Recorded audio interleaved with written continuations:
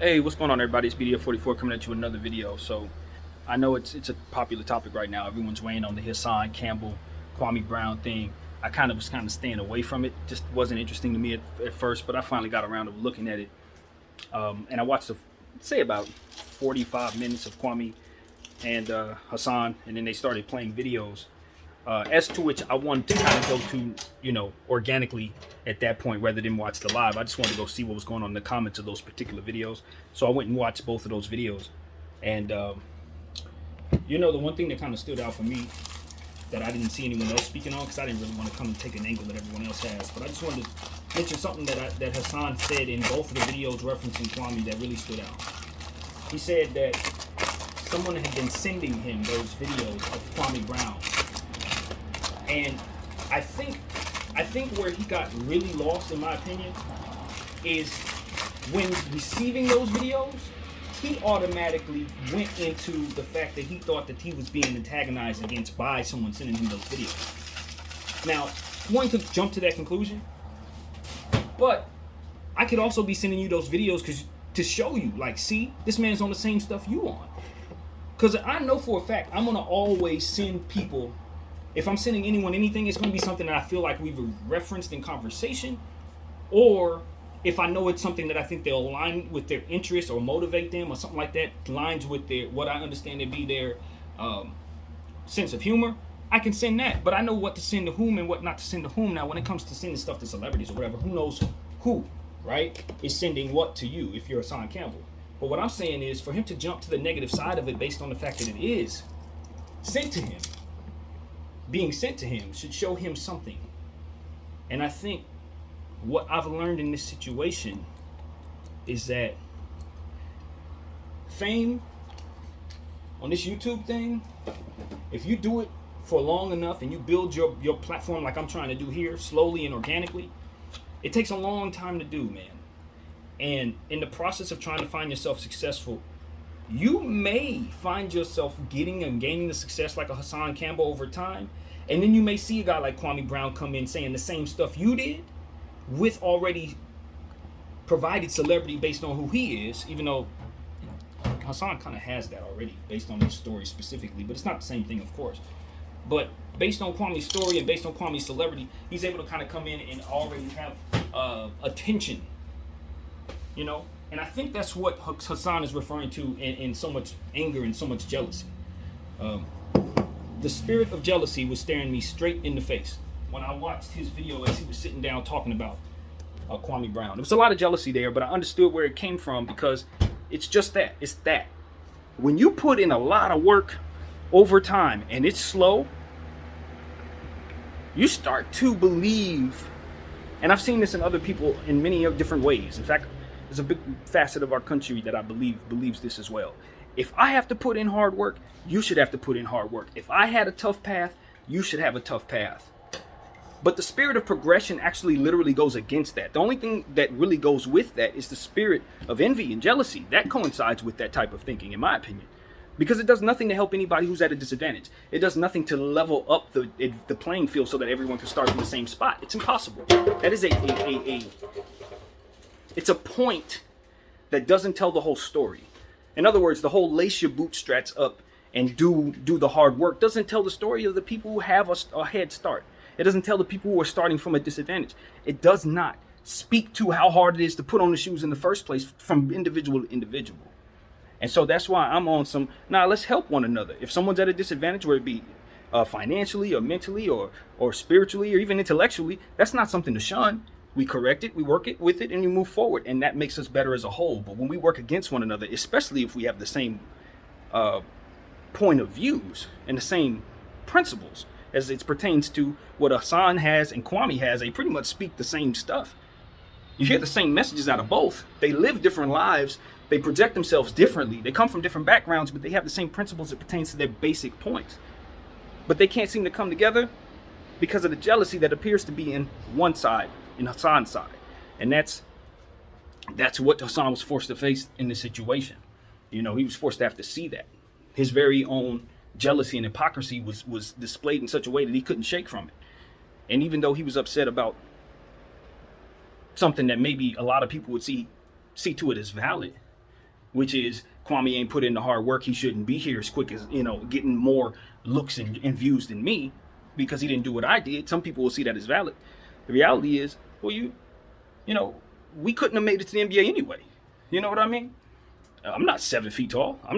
I couldn't beat Kwame. I never would have started where Kwame is, right? So to be jealous of Kwame is just a waste of my mindset. It's a waste of my time.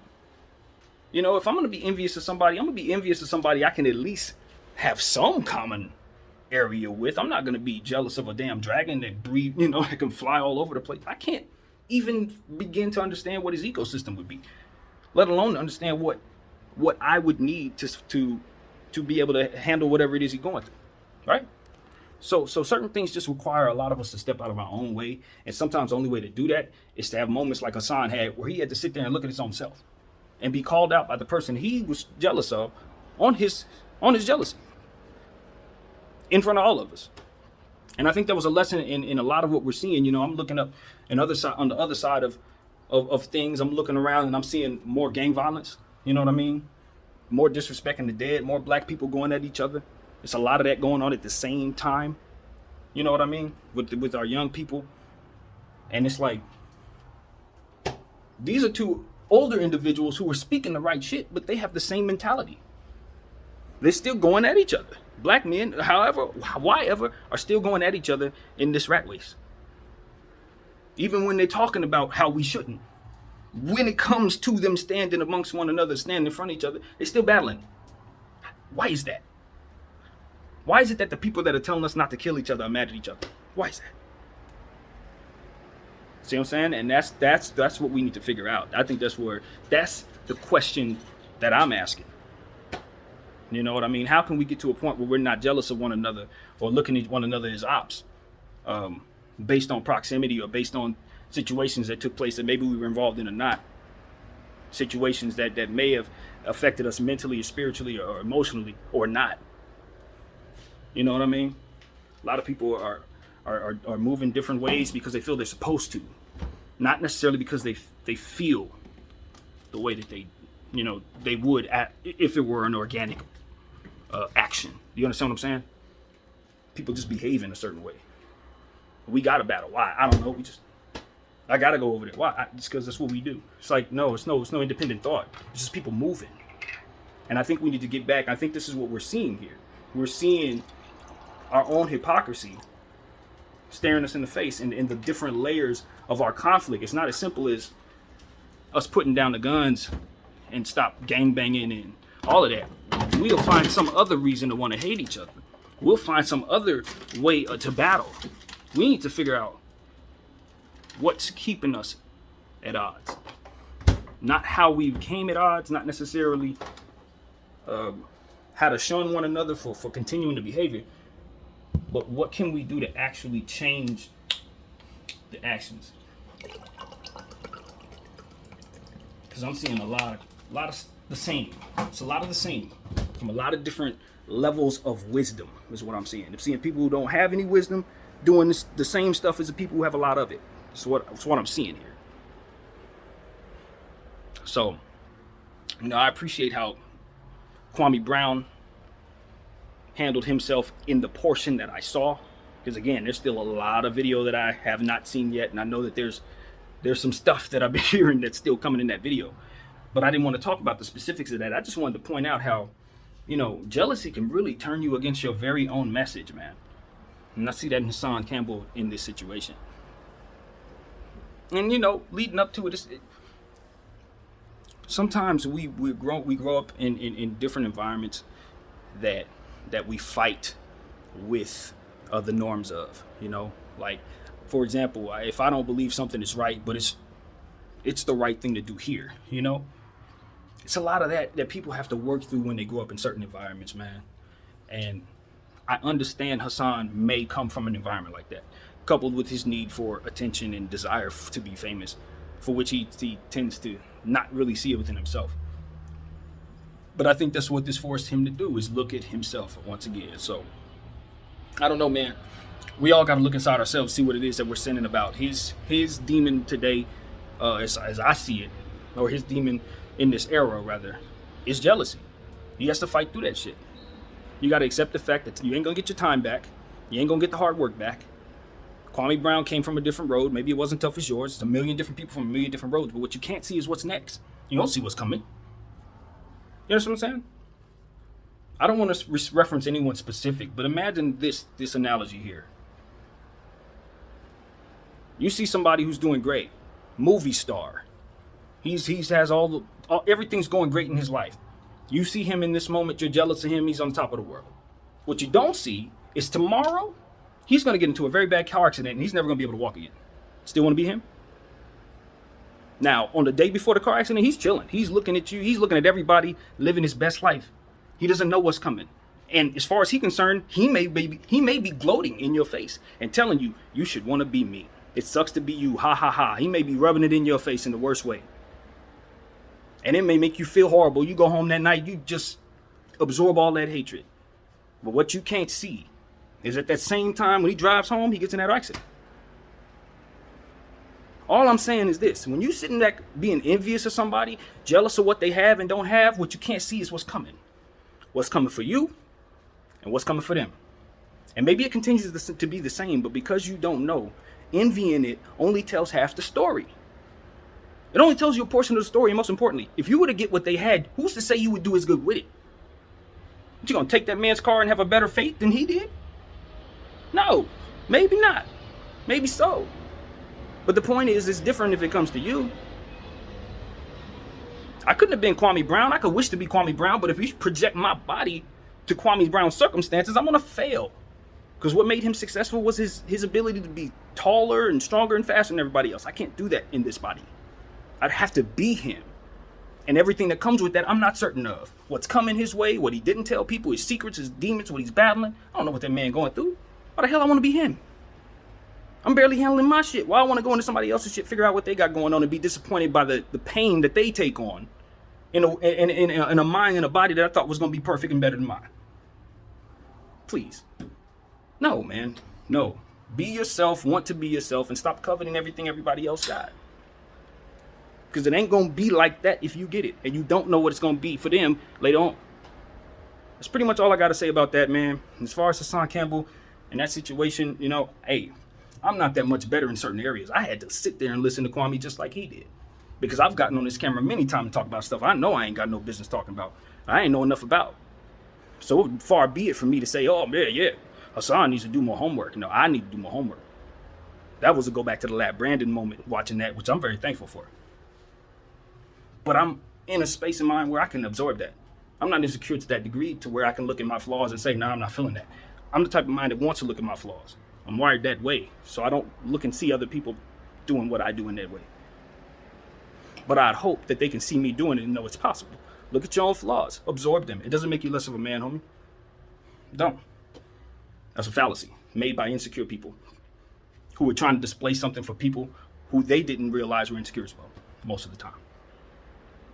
You start understanding, breaking down the layers of what people are doing and why they do it. You start to realize that most of that shit is just backed up by pain and misdirected energy that they can't see within themselves. If they were given a mirror or a Hassan Campbell moment, they would change their whole way of thinking possibly. Hopefully he does. Because all I saw in that whole situation was jealousy, bro. There wasn't nothing else. This man says my message to my fan base. That's what I got.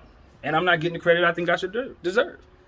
But the problem is you wanting the credit. As Kwame told you, it's not about the message or getting the credit. It's about the message getting out to the people. And if you've lost sight of that, then you need to not be leading people. Because see, that's what you're doing. You're not receiving fame. You're leading others. And when you start making it about yourself, you no longer be a leader. But that's what worshiping numbers and putting in effort and pouring your whole heart into something over time and then not going where you want it to go can bring to you. And when it doesn't happen as fast as you want it to, and then you see somebody get it quick, it can bring that about. But you got to fight that. That's the point. That's a natural reaction. But what you can't do is allow it to motion you toward destroying your own image and destroying your own circumstances. And most importantly, looking like a damn fool in the face of the person that you're jealous of. All you're going to do is hate him more now. You ain't going to hate him any less. You see what I'm saying? I don't know, man. I'm gonna go back and watch the rest of that because it was entertaining. I think a lot of that could very well have been just entertainment, and they may be collaborating behind the scenes just to make this very, very watchable, as to which I'm thankful for because it is providing lessons within it. But if this is organic, boy, does Hassan look terrible. Horrible, fam. Because you can't shake it. Not only is he making you look at your own jealousy, but he's also forcing you to face the hypocrisy in your message versus your image, which is not your fault. Because we live in an environment where we have to go against our very own wisdom in order to survive. And I understand that. Because I'm not necessarily in it. I'm not actually from it, but I'm in it. That's what I'm trying to say to you. I'm not from it, but I'm in it. So I understand the mentality. I always have been aware of the mentality. And maybe the notion that Kwame isn't aware of the mentality offends you. That's understandable as well. But what we got to understand is that not everybody's going to understand where we're coming from, even if we think they should. And if we display something in ourselves that turns them off to even listening to us, like jealousy and envy, then they'll never see what's in us. And most importantly, we'll never be enlightened to what's great in them.